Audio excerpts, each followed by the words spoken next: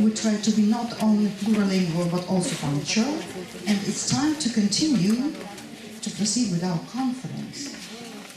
And it's my great pleasure to introduce two speakers, though I'm sure some of you know the speakers much better, probably even better than me, though I think that during these 3 years we have developed quite a good friendship. So I'll try to be more formal. It's my great pleasure to introduce to you Paloma Castro, who is a senior lecturer at the University of Valladolid, where she teaches at the graduate and master level at the Faculty of Education and Social Work, which is at this house, right?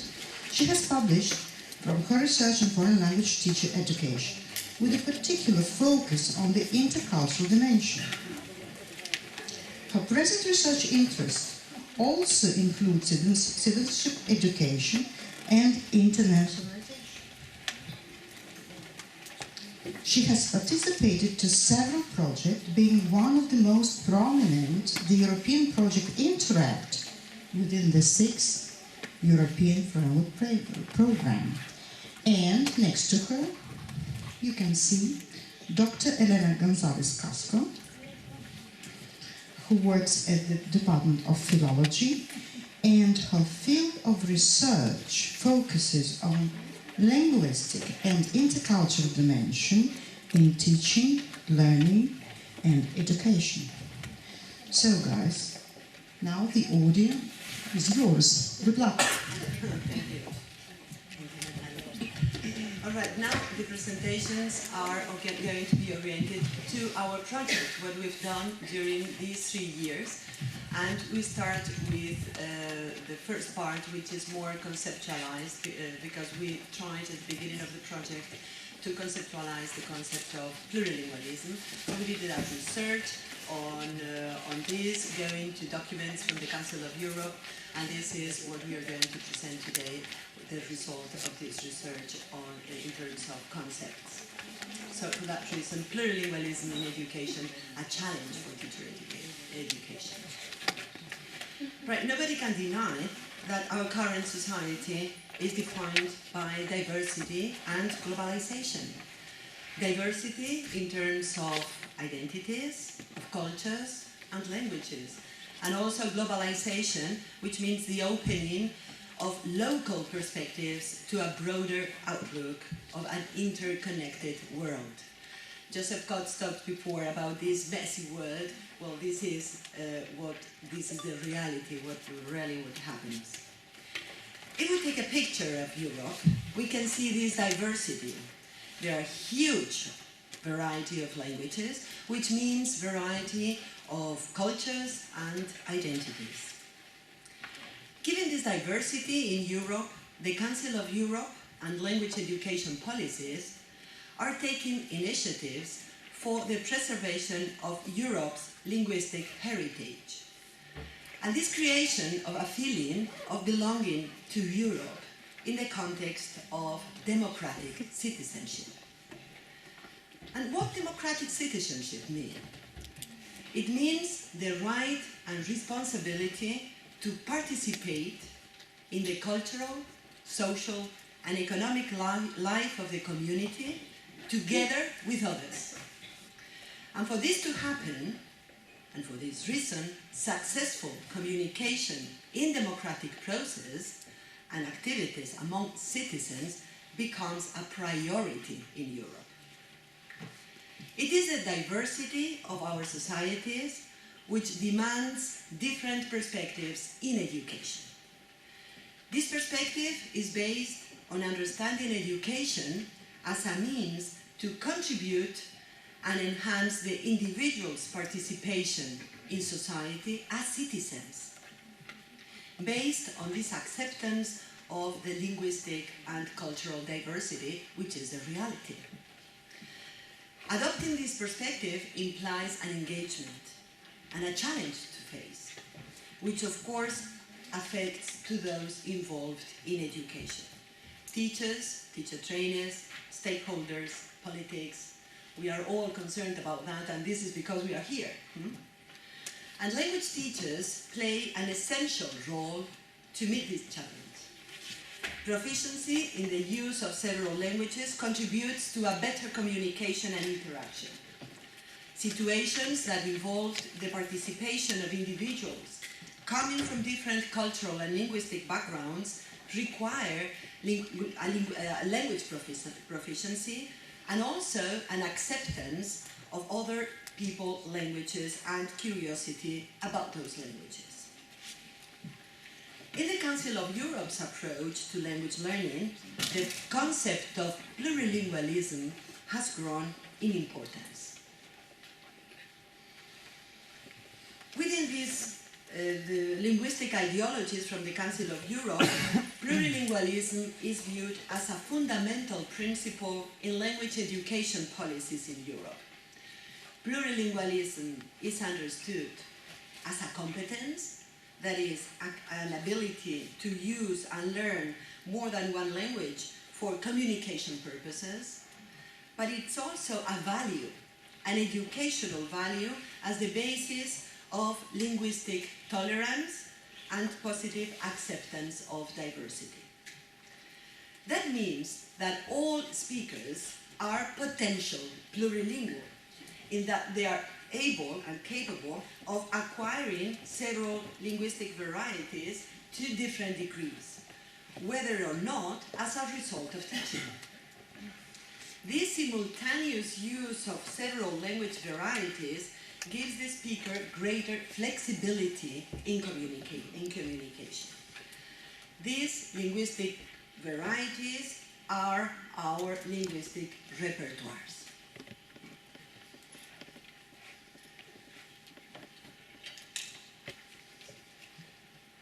Okay, the aim of plurilingualism is to reach an effective communication with others.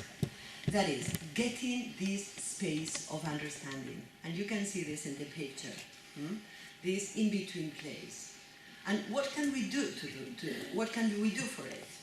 By using a flexible, or by using in a flexible way our plural repertoire of linguistic and cultural resources. The experience of interacting with people from other cultural and linguistic backgrounds and in different contexts enrich the repertoire of the individuals. If learners were aware of their plural repertoire, they would be more confident to communicate with others with different linguistic and cultural backgrounds. That would lead them to give equal values to other ways of communicating, that is, a linguistic tolerance and acceptance, which is essential in plurilingual education. So, based on the concept of the individual's linguistic repertoires, in which all linguistic abilities have a place, plurilingualism is considered as a changing repertoire of communicative resources that the speakers use according to their own needs. This plurilingual repertoire of the individuals also involves a further development of the awareness of other cultures and cultural groups. From this perspective, plurilingual awareness has the function to managing the cultural misunderstandings which may result from lack of linguistic understanding, lack of mutual knowledge, or difficulties accepting other ways of behaving or doing things as a result of ethnocentric assessment. The introduction of the plurilingual approach in language education invites a reconsideration of identities. This idea is based on the premise that core aspects of other people's identities, including their language and cultural features, can be borrowed or acquired. Learning a new language gives access to potential new identities. And this is really an enriching experience. So learning language is not only about learning the code to communicate, but experiencing through the challenge of communicating with others, which contributes to changing perspectives and also expanding our identities. This change of perspective, of course, affects teachers. Expectations towards teachers are changing.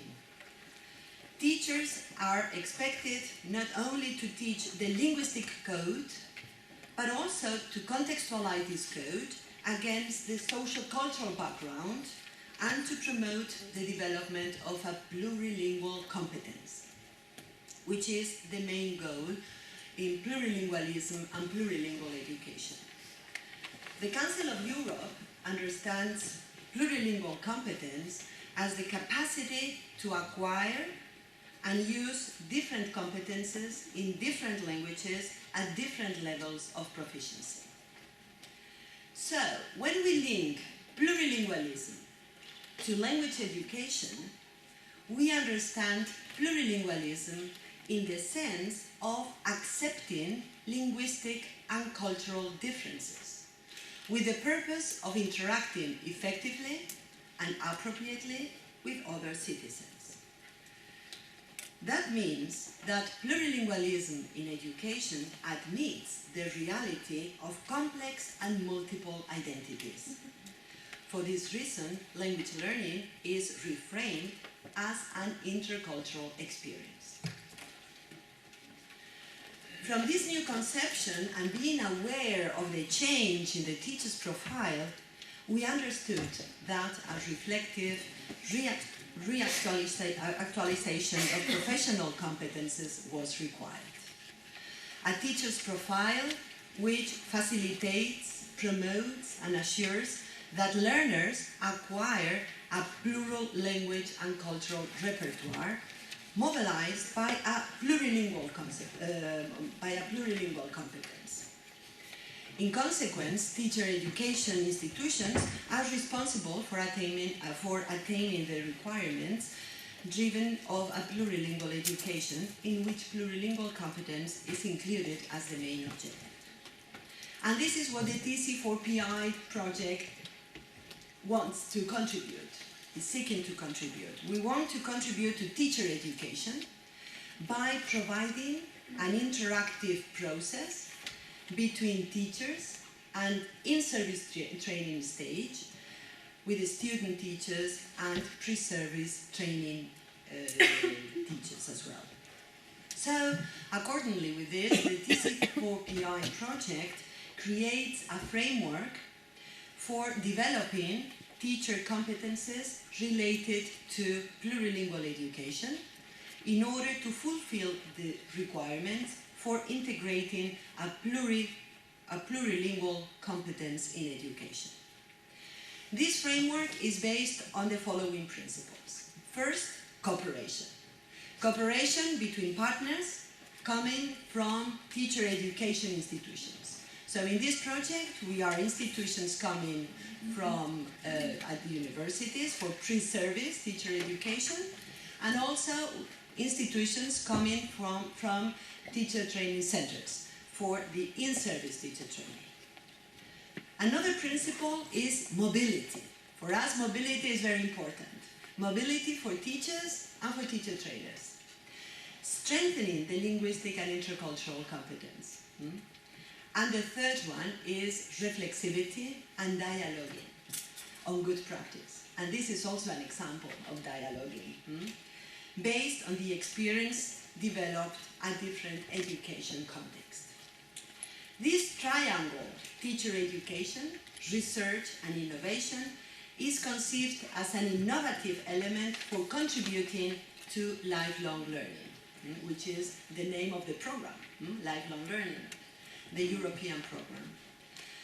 So with the purpose of identifying the project working concepts related to definition of plurilingualism in education, we did an analysis of selected documents, the three of them coming from the Council of Europe, and we did a research in order to understand what plurilingualism is.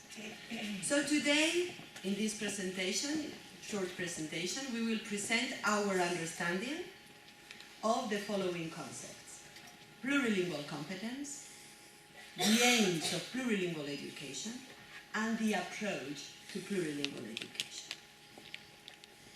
So as for the concept of plurilingual competence, this is what we've got from the analysis we did. Plurilingual competence is an ability. So this is something that we can develop in our students, because it's something that we develop. We are not born with that, but we are potential plurilingual people.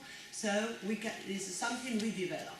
It's an ability to master different languages to different degrees, to use all the resources of this known language in communication, and to realize that all the languages in individual repertoires, one's own and others people's, are considered as being of equal value, each in its own role. This is the same as what Joseph Cox presented before, this plurilingual mind, not separate boxes, but with this nice figure that you present. But it's, as I said, it's a competence that can be acquired.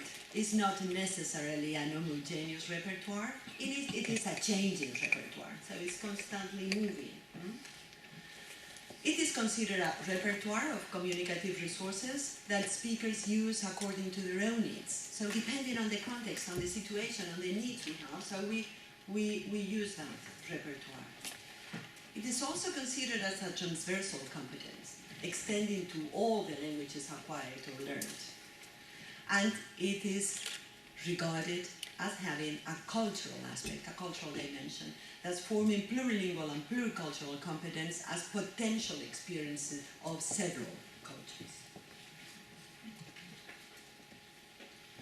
So this idea is viewed as a response to the concept of education. So now we will move to the aims and also to the approach, and I will give the floor to Elena González. Thank you, Paloma. Yes. So, thank you. To sum up, we present in this table the aims of plurilingual education as the result of the bibliographical research conducted in this TC4PI project.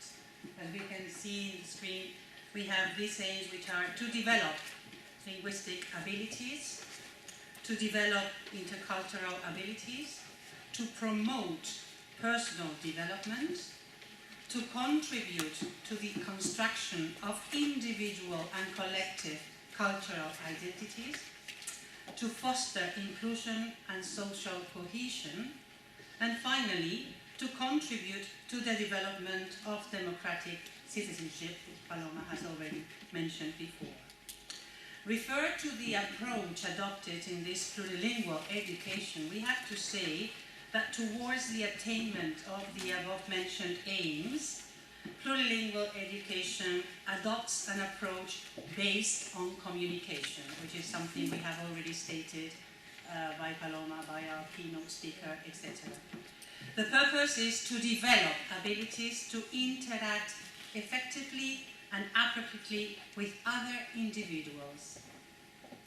Another key aspect related to the approach adopted is the consideration that learners are actively involved in the learning process through the development of reflective abilities or participating in self-assessment activities or promoting strategies for an independent study. Teachers contribute to a holistic development of the learner. The European Language Portfolio and the autobiography of intercultural encounters, as an example, are useful supports in this process. According to the analyzed documents, the types of activities that can be promoted for the development of plurilingual education are the following. Reflexive metalinguistic activities linked to the languages used and taught in the classroom. Grammatical activities in which learners are not simply giving information on grammar, but also play a part in constructing it. These activities may leave to comparison of languages, but we have already talked about this, and to a deeper awareness of the intrinsic variability of all language systems.